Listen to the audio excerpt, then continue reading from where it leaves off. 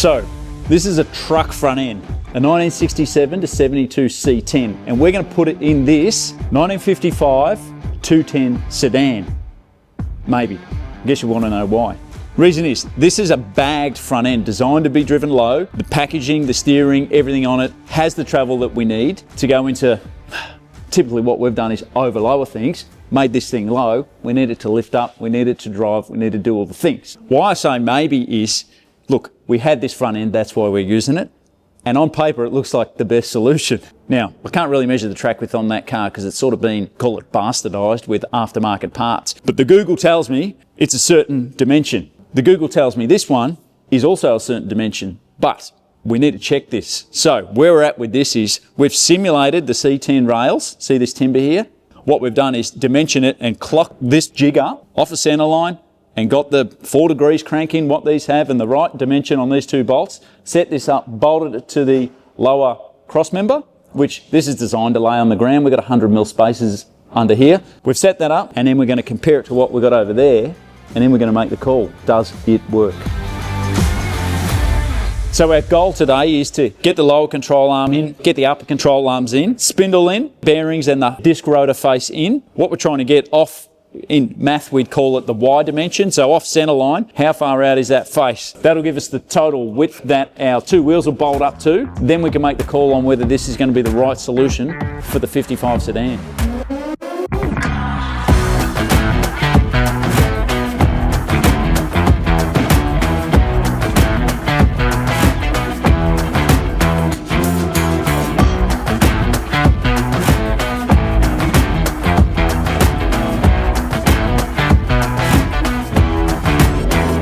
What we might do is put those angle blocks on that side so we know where our track is. We need an angle block on the front. Well, now what we'll have to do, because the steering could be anywhere, if we go back to our centre line and measure there to there and there to there, we'll balance the 2 of them. We do this, get him bang on there.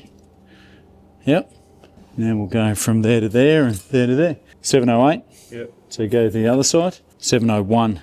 We were 740 on the back, weren't we? But we've got to keep in mind the front. We're going to have to start writing this stuff down. Well, actually, we're 708 at this front and we're 706. This one needs to, we just need to balance this side off the centre line. 705, we're about a mil out. We're close enough. Yeah. We're close enough to get an answer, right? Yeah. What we should actually look up before we get excited is what the original track width of that is, right? Not track width hub to hub. So here's the catch, right? The track width, to explain it to you, the track width is measured from the centre of the tyre. So if we had major offset, negative offset on this and the back face of the wheel was here and it's all barrel, the track width's still centre of the tyre. What we're actually chasing is the disc face, the mounting face of the wheel face to face, not the track width. 60 inches they're claiming, hub face to hub face, 60 inches, but 1524, that's what I researched it at. What do you got? 1557. Too much. It's too wide. By how much? We want 1525 in here and you got 1555. 1555, it's meant to be. It's 1555. Get out. 1557. Yeah. So it only fits a 1957 Chevy, is that what you're telling me? Yeah. So close. Let's measure that one because we know that one's too far out. So if we pull the wheels off this, we'll write this down. So we have 1557. 60 inches. By 25.4 millimetres. 1524 is what the Google says that a factory 210 55 sedan is. We're a widened one here. I know this is wrong and it's too wide. So provided this is wider than that, we could be in business. If not, I don't know if it's worth it. Now the challenge is we don't know what we're in negative camber. Just go closest to the motor as we can. 1, 5, 3. It's already narrower than that. 1530, yeah, it's still, that's way too wide.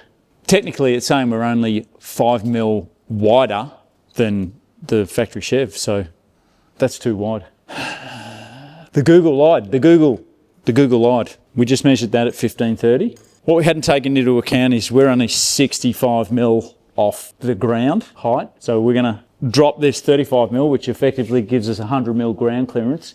Over here, we're set up at 100mm ground clearance. Poor old 55 was never meant to be this low, so as we've cranked him up, he's getting narrower in that face-to-face of the hub. So as we go down, everything works on an arc from these pivot points here. this grows wider in width. So we're going to set it up the same and see if we've got the same or we've got different. Go down, lower, lower, lower, lower, lower. That's enough. Righto, spot on. Now let's measure that. Parallel with the. Oh, we're going an inch. Make sure you're on the rotor face. Stud face, yeah. Wheel mounting face. Correct. Correct. 1542. We're still wider on that. So 1542 is 12 mil difference, which is means the wheel sticks out another 6 mil, which rubs the guards. We're not where we wanted to be. We've got to make a call whether we persist with this. It's wider. So what I'm fussing over here is the width. What we see here is the shoulder or the barrel on the actual hoop itself. We don't want to lose much of this. Really want this to be not NASCAR, but we want a little bit of step there.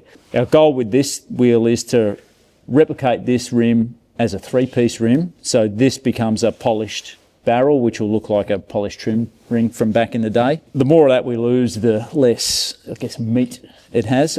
On the back, we can cheat it and we can get, not a tubbed look, but we can get a bit of shoulder. We don't want the front wheel to be too far out that we lose all this. The car then becomes two-dimensional, doesn't have the depth.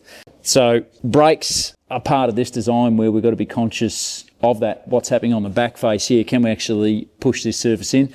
But we don't want this to come out ridiculous. Like you can get a bit of cool caddy styling into this cap that we put on here, or some of the sombrero runs, they're a bit too deep. We're sort of in between there where it doesn't have to have that full roulette thing happening, but we want a nice, machine with a badge and some detail in there, but we don't want it to look like too pokey, like an ice cream. Originally, when we started with this thing, we went, okay, what rack do we put in it to put a front mount rack? But it's not as simple as just putting a front mount rack in this. The design of the Chev chassis doesn't allow for any of it, and you end up cutting it back, making a whole lot of issues. One option we do have is to modify this and make the hub face what width we want. We need to source a rack. Rack is a bit harder. We don't want to have to narrow a rack. We want something off the shelf. Now the pivot points in the rack here, where this moves, so if we know the width, call it the track width again of this has to have a relationship to these two